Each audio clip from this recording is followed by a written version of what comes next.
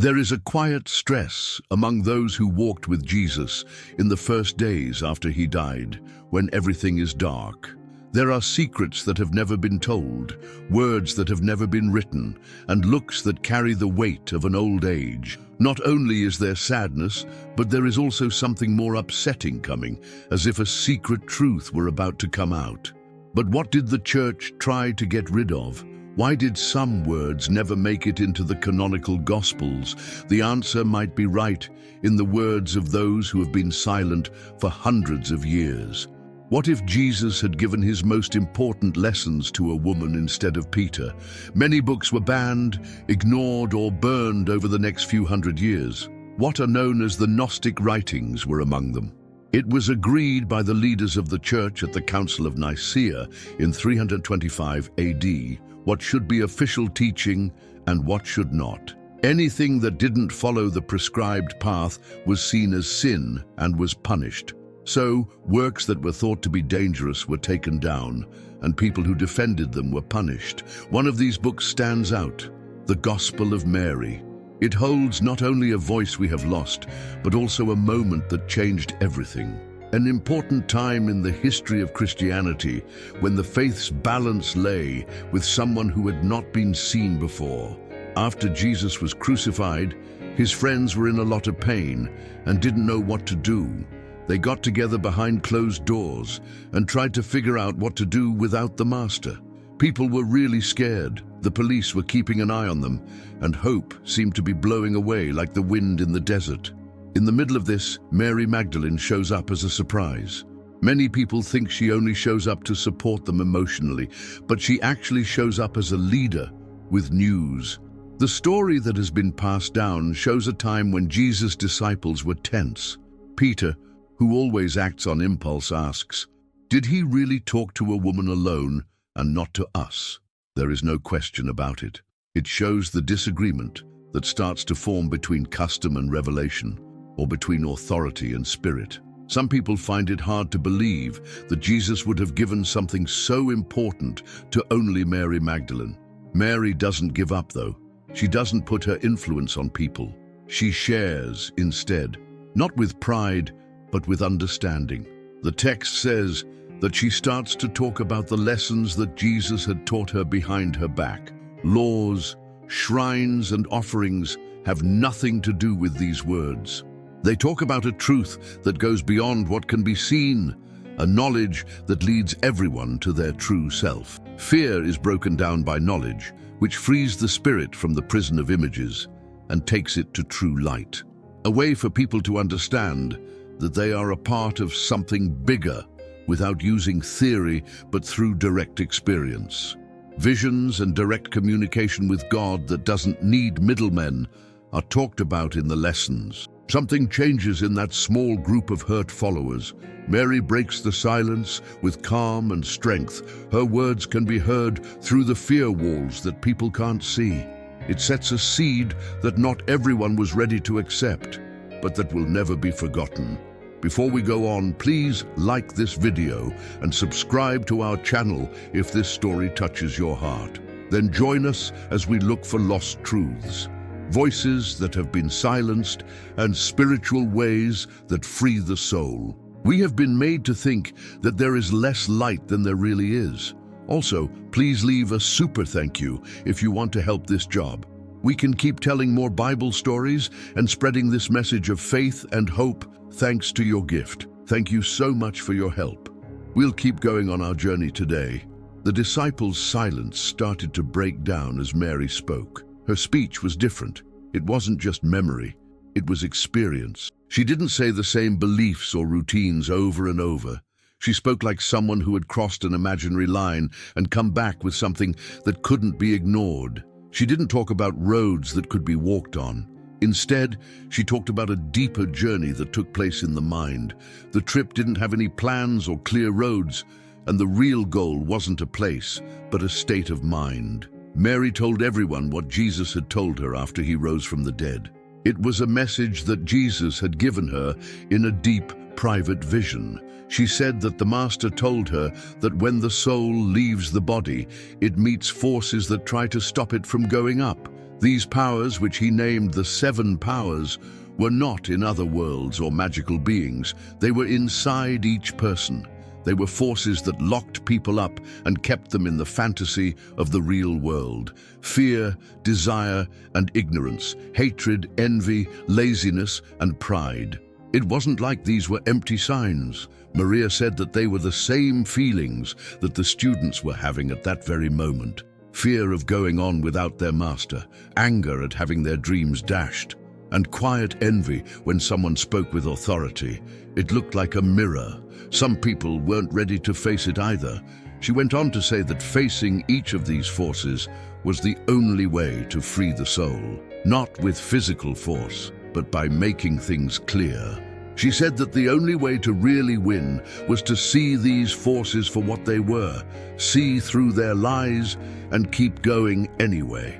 In the depths of one's being, it was a silent fight, not to take over something outside of themselves, but to find what they had always had inside them, the holy spark that everyone has. Some people listened carefully, while others moved around a lot. After that, Pedro stood up, as if the stress could no longer be held in. His tone was not only one of doubt, but also one of anger. He doesn't get how such important words could have been given to Mary, a woman.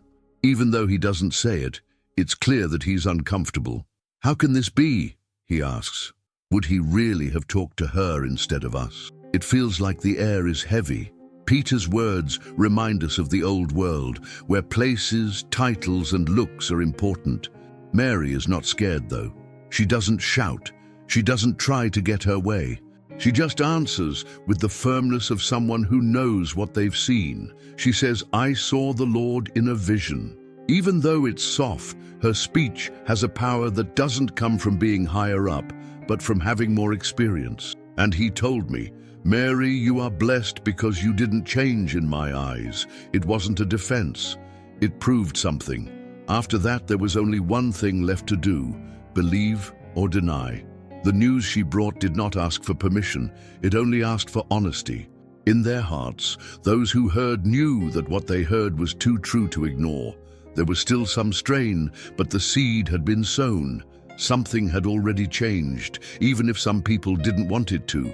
Mary's power didn't come from outside sources. It came from within. That couldn't be erased by time or the silence of history. The treasure is in the mind. Something broke in the air when Mary spoke these words, which she had learned from her vision. Not only were they beautiful, but they were also sneaky. They were full of information that didn't follow the rules of reasoning. Peter backed up, but not with his feet. He backed up with his eyes. The word took away his weapons. Even those who were still on the fence seemed to understand something now. It was clear that what Mary said was true. Not only what she said, but also how it all fit together made it seem like her words brought back old memories for those guys. She spoke with a passion that didn't need to be approved of, and that caused a restlessness that could not be explained. It was the pain of people who are faced with a truth they can't change. The idea that Mary had wasn't just about giving religion or moral rules. It was an opportunity to change on the inside. A call for every person to know that it doesn't come from the dirt on the ground, but from the light above. And this call went against the basics of a strong faith. In her story, she talked about a journey that wasn't judged by miles, but by awareness. What was at stake was not only the soul's end destination, but also its freedom from an invisible framework that kept it in a circle of pain. Gnostic thought says that this structure wasn't made by a loving God, but by a lower being called the demiurge. The demiurge is a proud force that calls itself God and shapes the physical world as a subtle jail. From this different point of view, the visible world is not a work of salvation, but of confinement. Matter turns into a jail, and the holy spark that lives in each person turns into a prisoner. Pain, unfairness, and fantasy are not short-term flaws. They are tools that this false maker uses to keep the soul asleep. For Gnostics, waking is the only way to get to heaven, and the words Jesus spoke to Mary in secret are very important to this awakening. They were kept secret from everyone because of this, not because they were exclusive, but because only those who were ready to see with the eyes of the soul could understand them. Mary told them the truth in a calm and firm way. Not only did she send words, she also showed the way, a way that didn't depend on churches or rules, but on deep reflection and clarity. She said that freedom would not come from outside sources. It would start with realizing that the real enemy is not other people, but the things inside us that hold us back from seeing the truth. People who were listening to her were used to thinking of faith as doing what you're told and saving as having hope for a better life. But right in front of them was a bold idea, saving as a process of self-knowledge, with the mind as the starting point and spiritual awakening as the end goal. It was easy to see why Peter refused. He was shocked by the thought that the material world was a jail, not a gift. It went against everything he had learned, but even his doubts couldn't stop what was starting to happen with the other people.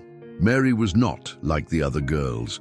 Not only because she was a woman, but also because she knew more than other people could even name. The thing that made her brave wasn't going up against Peter, but sticking to the truth she knew many people wouldn't accept. So in that group of followers who were torn between fear and great joy, Mary's words began to draw a new spiritual map, one that didn't point outward, but inward. It became clear that there was a gap between the worlds as Mary's words echoed through the followers. On one side is the teaching that everyone already knows, which is based on faith, obedience, and custom. On the other side is a bold call to look deeper and find a secret truth. She didn't just give a new take on things. She broke with everything that had been taught up until that point. The things she taught said that salvation did not depend on rituals or the help of religious leaders. The Gospel of Mary said something very different. It said that inner knowledge, or gnosis, was the real way to spiritual freedom. This knowledge wasn't intellectual or theoretical in any way. It showed the divine spirit that lives inside every person, a hidden spark that was ready to be found. Mary didn't think she was better than other people, but what she said took everyone to a place where there was no order. Look inside yourselves, she told them, because that's where the truth that sets you free lives.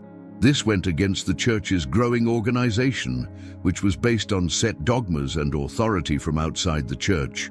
For her, faith wasn't enough. It was important to understand. It was important to wake up. She went back to the idea of the 7 powers and said that each of these barriers was like an unseen jail. They came up against the soul as it tried to rise. People could only break the circle of pain and reach a higher level if they knew their flaws and got past them. The world, with all of its demands, promises, and pains, was just a trick, a carefully planned distraction meant to keep people from understanding where they came from. Even though the students listened to her in silence, they were no longer all on the same page. Mary's lesson not only made us think about the outside world, but it also asked us to change deeply on the inside. She talked about going beyond this world and breaking free from it, but many people were still hoping for a rule on earth, a visible resurrection, or a Messiah who would come back and free them physically. Mary talked about the return of the spirit, not the body, a new start for awareness.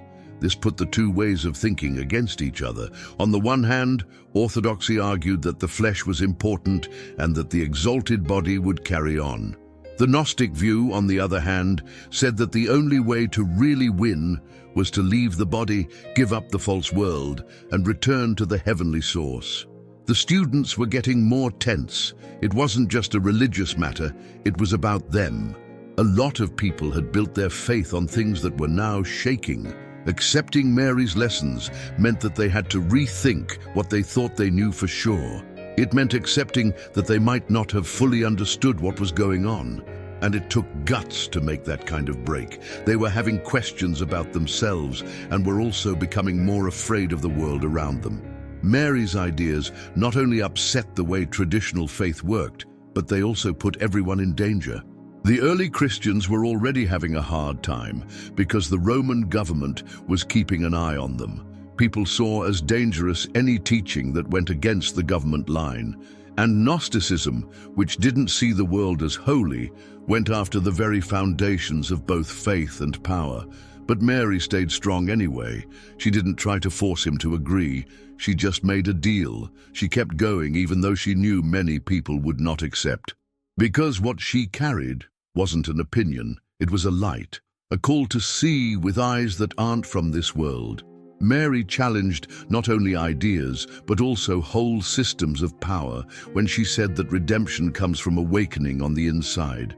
For the established order to work, people who knew the truth directly, without going through churches or dogmas, were a danger.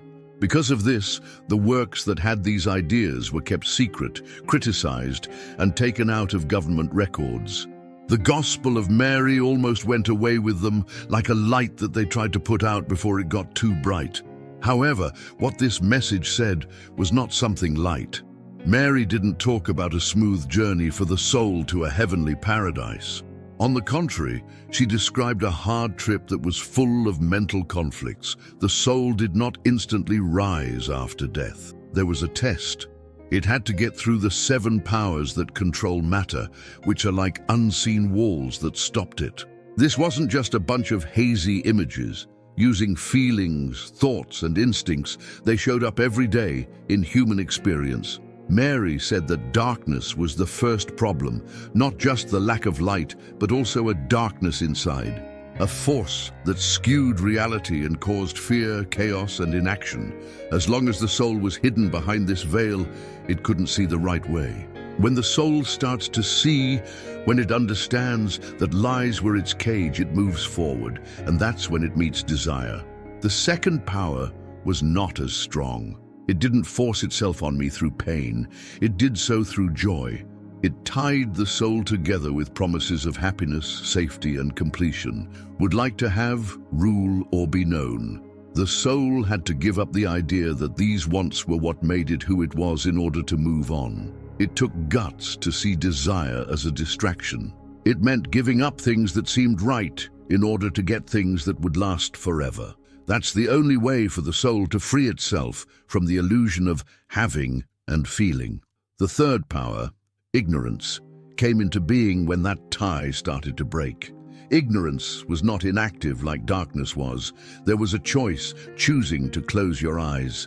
It liked how simple things looked more than the task of the truth. Ignorance was hidden by ease of use, customs, and unchangeable facts. And that's why it was so hard to get through. It seemed like safety and security, so people chose it. But it was really just stagnation. Maria said that a lot of people didn't go any further. This is where they stopped. They were happy with half-truths and ready-made excuses. But for those with a strong will, stupidity had to be seen for what it was, a dangerous place to hide. In order for the soul to move on, it had to accept that the truth can hurt before it heals.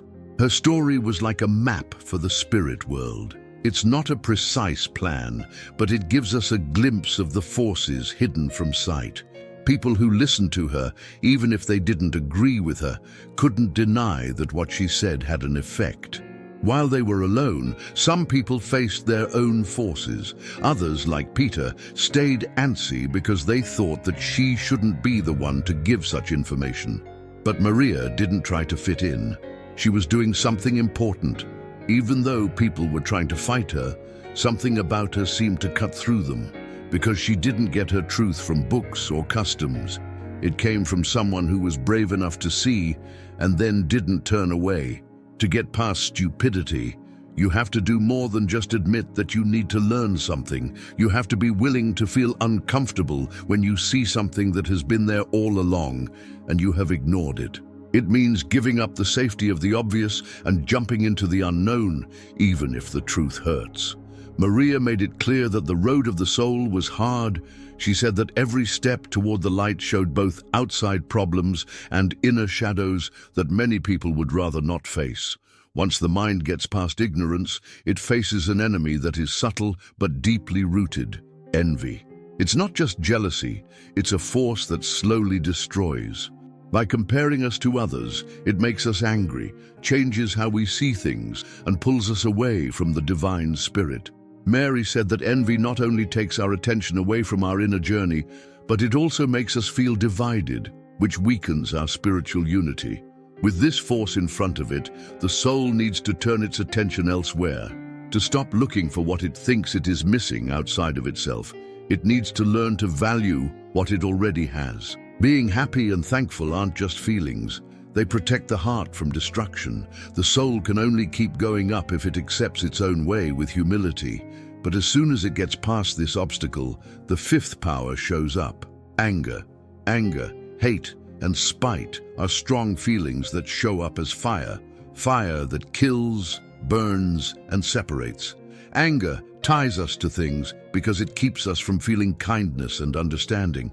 Mary said that this force is like a pain-forged chain that holds us to the past and stops us from going on. For the soul to move on, it has to give up its need for justice, explanation, and control. Be patient, to forgive. That's what the cures are. Not as inactive actions, but as acts of freedom that people choose to do. It is said that when the mind forgives, it breaks invisible chains. This silent act has strength that lasts forever. The sixth problem, which might have been the most subtle, was being lazy, a quiet force that takes away the will's power. Not only is the body tired, but the mind is also lazy. Maria said it's like a fog that makes you not want to grow and makes you think that you've already done enough and that the work is not worth it. This mental laziness is dangerous. They don't yell, they whisper. A lot of them give up. Short-term drive is not enough to get past it. You need to be committed, stick to it. A genuine desire to keep going, even when there are no promises and things look like they are staying the same. The soul doesn't move in big leaps, it stays the same.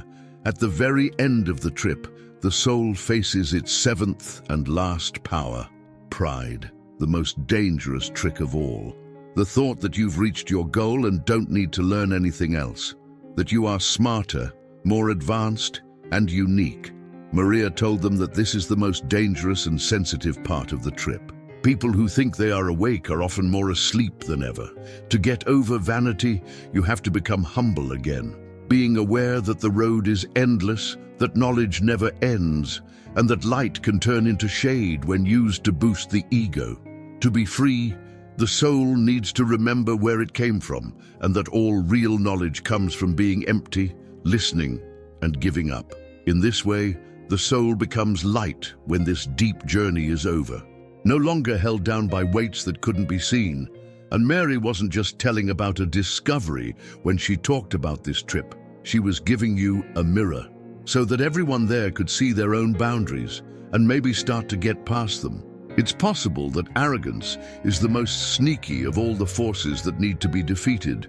It stops learning by making the soul believe that it has reached the end of the path. People who think they've done everything stop listening, asking questions, and growing. Because of this, Mary stressed that the real sign of spiritual elevation wasn't knowing a lot, but being humble enough to keep looking for more. Anyone's soul that wants to rise must bow down to the truth, not to people. Know that every step you take leads to something new, that no accomplishment is final, and that even the most wise people have flaws that need to be understood. But this is what Maria's wisdom was really about. Wisdom that doesn't brag but gives, wisdom that doesn't show off but helps. From this point of view, spiritual growth is not judged by sticking to the same beliefs or stances within an organization. It shows itself when we change on the inside and are able to face and rise above the forces that hold us back in the world of fantasy. So, the Gospel of Mary wasn't just a set of ideas. It was also a real, walkable road that people could follow. A trip to the divine that starts and ends inside each of us. Many old books either didn't say anything about Mary or only showed her in a limited way, but Gnostic writings see her as she really is. In that case, she's not a secondary figure. She is not just one of many disciples. She is the heart that hears when others question, the voice that stays when others pause, and the messenger who brings what few were ready to hear. In the Gnostic Gospels, Mary is called the Apostle of the Apostles, which shows how close she was to Jesus and how spiritually strong she was. She was given lessons by him that were not shared with anyone else, not because they are biased, but because they were ready. She was ready to hear things that other people didn't understand yet. Yet this point of view did not come without resistance. A woman in a place of spiritual power was hard for the patriarchal society of the time to accept. And the problems between Mary and Peter made this very clear.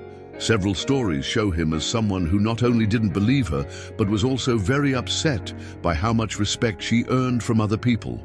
Peter says this directly and sharply in chapter 9 of the Gospel of Mary. Did he really talk privately with a woman and not openly to us? Should we all pay attention to her?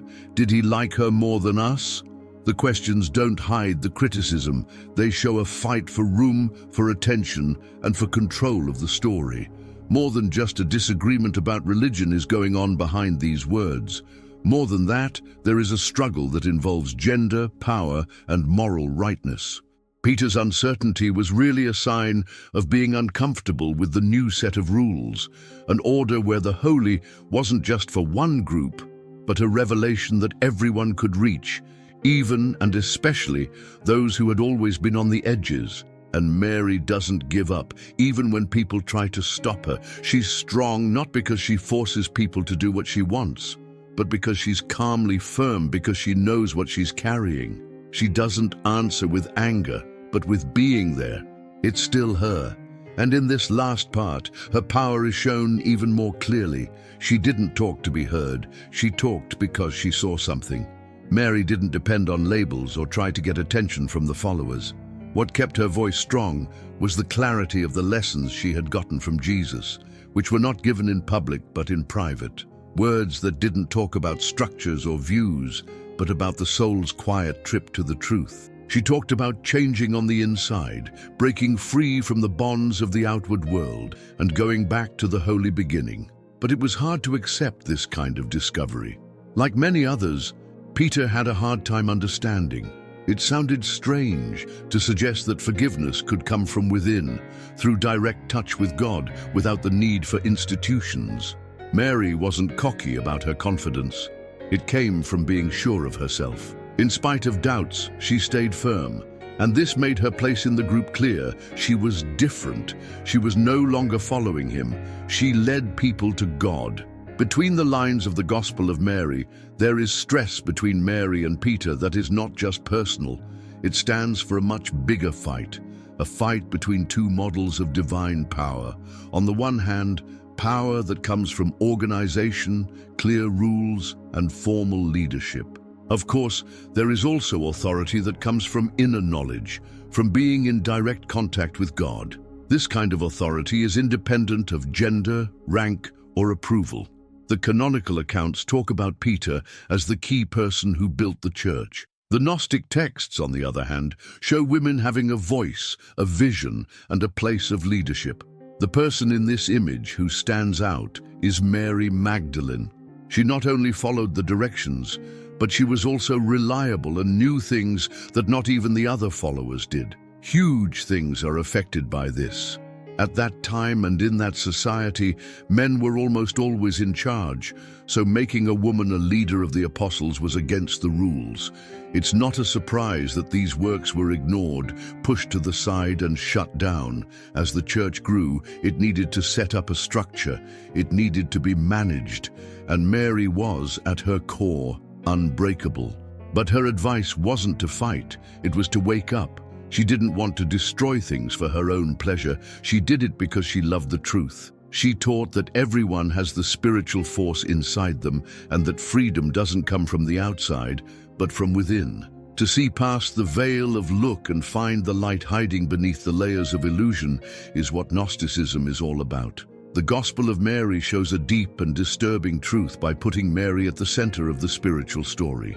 It goes against the idea that only a few are picked. It breaks down the idea that rites or orders are necessary for finding the truth. It means that once a being awakens, they can find their way back to the source.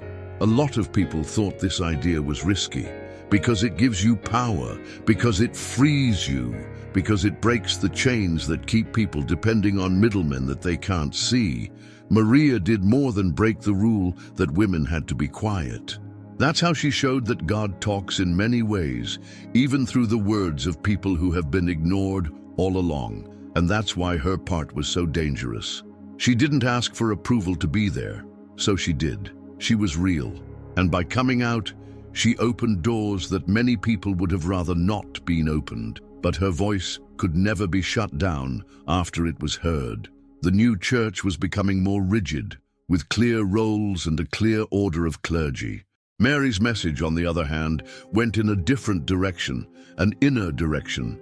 She didn't say to follow rules, she said to listen to your own soul. When she taught, she didn't say that rules and organizations could save you. Instead, she said that saving came from reconnecting with God within oneself. This message, even though it seemed easy, was very dangerous, because it moved the spiritual center from the altar to the heart, or from the temple to the own self. Mary said that everyone had direct access to the holy. Religious leaders didn't have to agree with that truth, that light didn't come from birth or place, it came from waking up. This idea threatened the very basis of church power, because the church's power would be weaker if there was no longer a need for priests to act as middlemen, and if people did not have to blindly follow beliefs. Mary didn't fight organizations, she just got rid of the need for them. This was too much power for me to handle. Gnosticism is based on the idea that the divine is not far away, but hiding inside each person.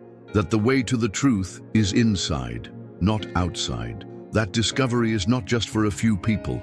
Anyone who is brave enough to honestly seek it can have it. In a living way, this idea is shown in the Gospel of Mary, which puts human experience above established custom. This story changes what it means to be spiritually authoritative by showing Mary as a teacher, guide, and source of revelation. And because of that, it makes us rethink everything we were told as fact. It's possible that early Christianity wasn't as uniform as government records show. There may have been valid and inspired ways among the many views that were silenced because they did not fit the mold of the ruling power. So the question that has to be asked is how these ideas, which were so alive and powerful, disappeared for hundreds of years. The past of those who decided what was important to remember and what was not is where the solution lies. People saw the Gnostic works as dangers because they gave different ideas about Jesus, God, and the soul. They did not follow the rules. They disagreed with the main story. And because of that, they were called heresy. They were found, burned, and banned. There were only pieces, rumors, and charges left, but not the original writings, until 1945, when chance, or maybe fate, stepped in. In Nag Hammadi, a small town in Egypt, people found old jars with lost writings inside them. At that very moment, they had no idea that they were about to make one of the most important faith findings of the 20th year. The so-called Nag Hammadi library brought to light a large collection of texts and spiritual books that had been kept secret for almost 1600 years. The Gospel of Thomas, the Gospel of Philip, the Gospel of Truth, and many other books were among them. Words that had been hidden for a long time came back to the surface. She spoke like Mary Magdalene, and now people could finally hear her voice again. It turned out that early Christianity was a lot more open to different kinds of people than we thought. A faith with many sides, where a woman's silence could reveal more than 1,000 lectures. That's when history started to be told again, but this time with voices that had been shut down for hundreds of years. The texts from Nag Hammadi were found again after being hidden for hundreds of years. It was like turning on a light in a dark tunnel. What people thought was gone, killed, or silenced came back with a surprising force. These texts were more than just old records. They showed a spiritual stream that had been hidden by history.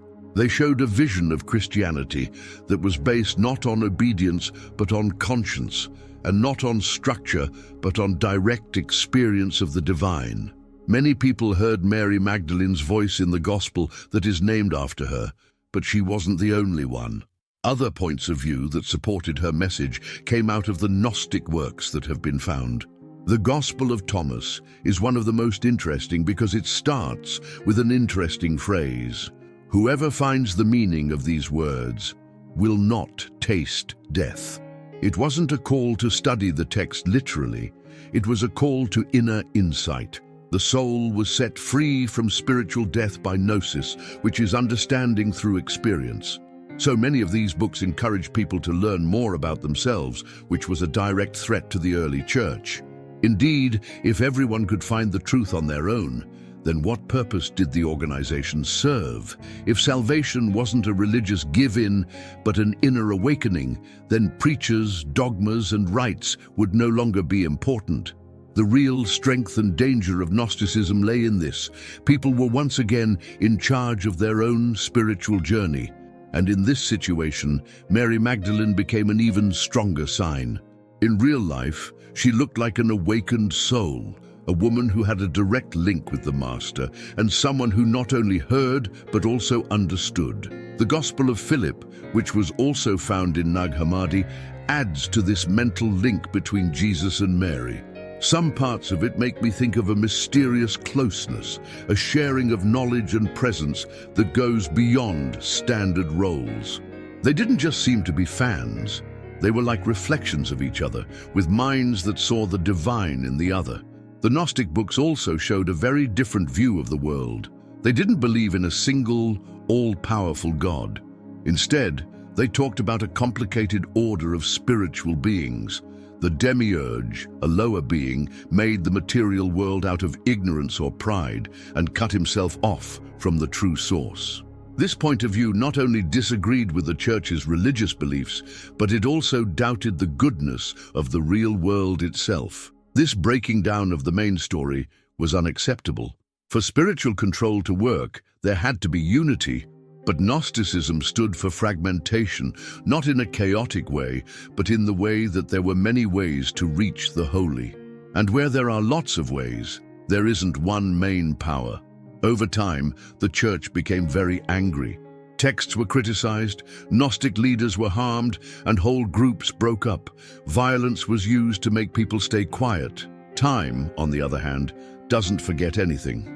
Many people tried to erase the words on these writings, but the sand of Nag Hammadi kept them safe for almost 2,000 years. As soon as they were found, they showed that early Christianity was much more complicated than what the government records showed. Mary's voice, which had been muffled, came back. Which brings us back to the idea that organizations don't belong in the search for truth. Hearts that are awake do. That the divine doesn't live in shrines, but speaks to us in our souls. And that there are no easy shortcuts to saving. Instead, the way is a personal, brave, and ongoing journey toward self-knowledge. During the Council of Nicaea in 325 AD, the early church made a big move toward putting the Christian faith in one place.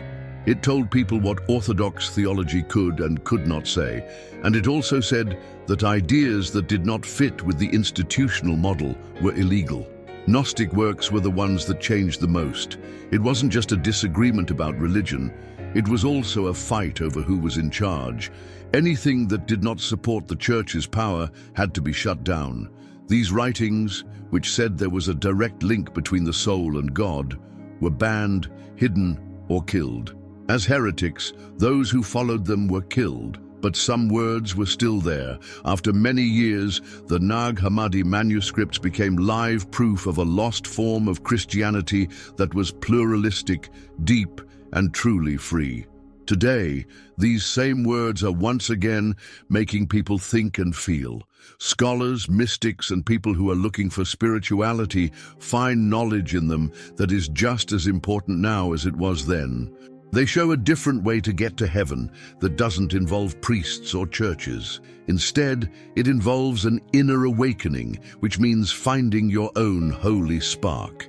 In Gnosticism, there is a view that goes against what people usually think is true. Instead of being the perfect work of an all-powerful God, the material world is thought to have been made by a demiurge, a lower being who, out of ignorance or pride, shaped the universe and locked people's spiritual selves inside it. This point of view says that this flawed system is marked by pain, limitation, and fantasy. But every person has a piece of the true divine inside them, a lost spark that is dormant and ready to be remembered. It is from this spark that the path to freedom starts. Not freedom from the outside, but a break with the lies that this world puts on us.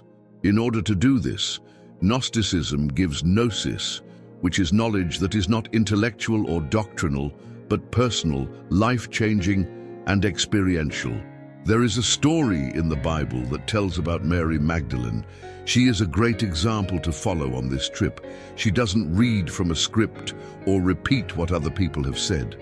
The things she says come from real life. She talks like she has seen, like she has gone through the layers of fiction and come back with something. Her main goal is not to build churches, but to free people's souls.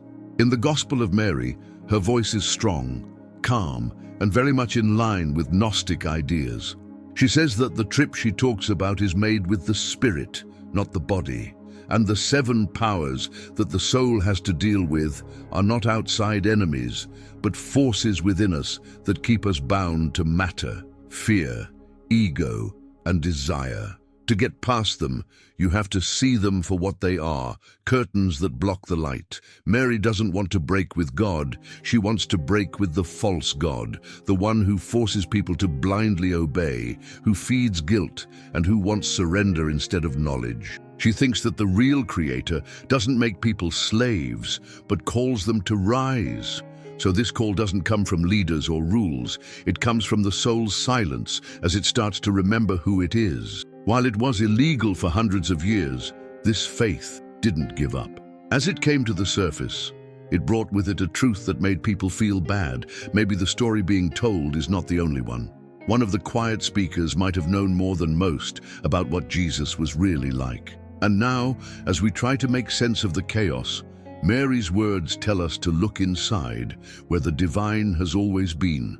At the heart of Mary Magdalene's message is a call that never changes, to be free, not from outside events, but from the unseen ties that bind the soul to things that are temporary.